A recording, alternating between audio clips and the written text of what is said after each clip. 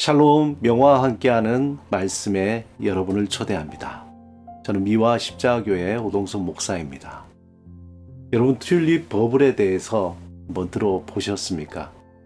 이 용어는 최초의 경제 버블 현상으로 16세기 중반부터 네덜란드에서 튤립이 인기를 끌며 생겨난 현상입니다.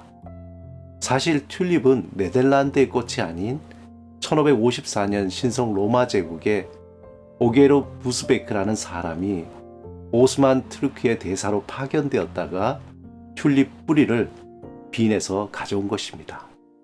그가 튤립을 네덜란드 식물학자에게 선물하게 되면서 서서히 알려지게 되었습니다. 신기하게도 튤립은 바이러스에 의해서 변종이 생겨나고 400여 종의 품종으로 개발되었다고 합니다. 그 품종 중에 가장 비싼 것이 영원한 황제라는 품종입니다. 튤립 버블이 얼마나 대단했던지 당시 네덜란드 교회에 아주 독실한 칼빈주의 기독교인들이 금욕적인 삶을 버리고 튤립 뿌리를 구매하는데 모든 마음을 빼앗겼다고 합니다. 그 당시의 상황을 너무도 잘 표현한 작품이 있습니다. 이 작품은 네덜란드의 화가 필립 드 샹파뉴의 해골이 있는 정물입니다. 바로크 시대의 프랑스 화가인 샹파뉴는 브뤼셀의 가난한 집안에서 태어나 파리로 건너가 활동했습니다.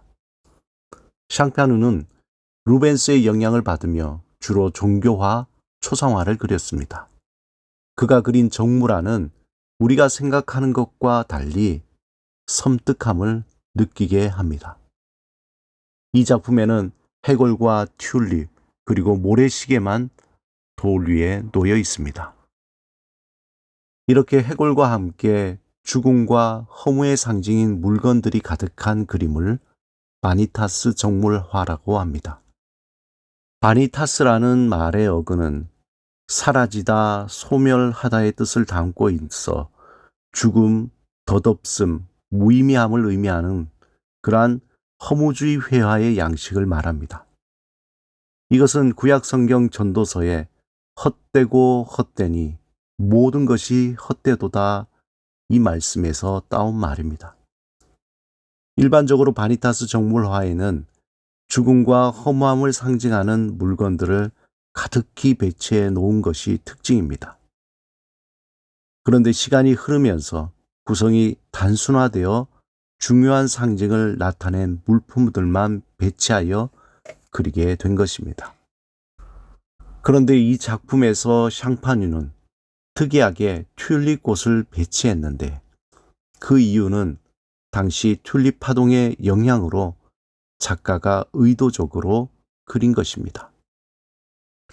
알렉상드르 듀마의 소설 검은 튤립의 소재가 되기도 한 튤립 버블은 그 일로 인해 1636년 말까지 튤립 가격은 급등하였는데 가격이 급격하게 오를 때에는 한 달 만에 20배 이상 뛰었다고 합니다. 그러던 가격이 1637년 초에 접어들면서 불과 3개월 만에 시세가 100분의 1로 추락하였습니다.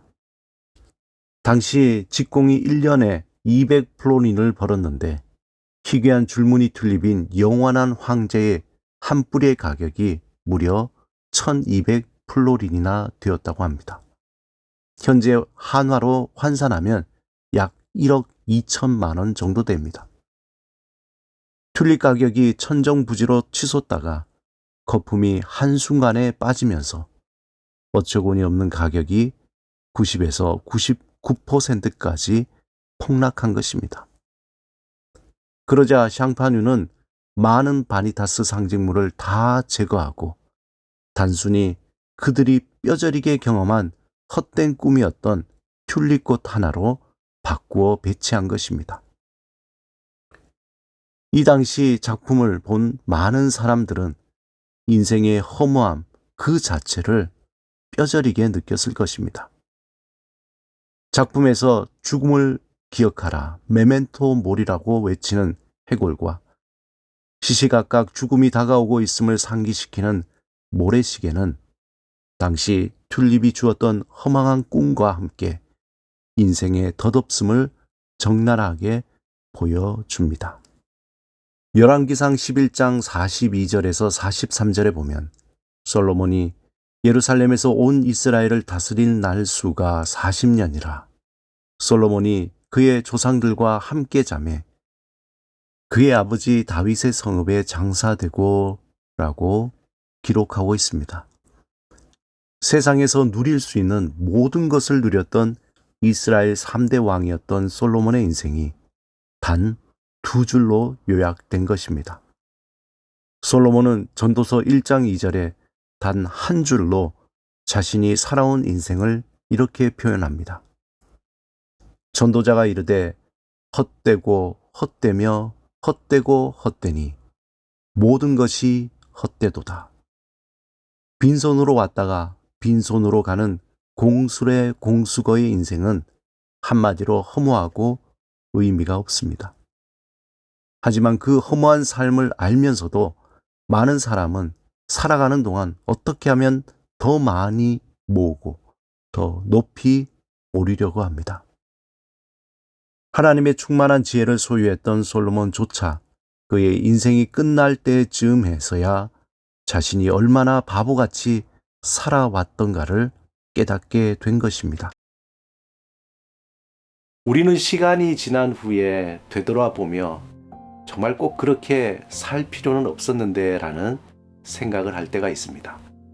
허무한 인생은 모든 인간에게 주어지는 인생의 해답과도 같습니다. 하지만 그 허무한 인생이 예수 그리스도 안에서 하나님의 손에 붙들릴 때에 감사와 기쁨과 소망으로 충만하게 됩니다.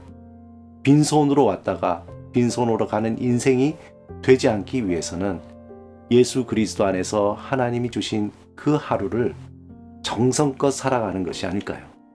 매일 반복되는 일상을 소중하게 여기며 삶의 작은 순간마다 감동하고 또 감사하고 주어진 삶을 성실하게 살아갈 때에 허무한 삶이 소망과 기쁨으로 충만하게 변화될 것입니다. 이제 따뜻한 봄볕이 여러분의 삶과 함께하는 것처럼 하나님의 따뜻한 은혜와 사랑이 여러분의 삶 가운데 충만하시기를 바랍니다.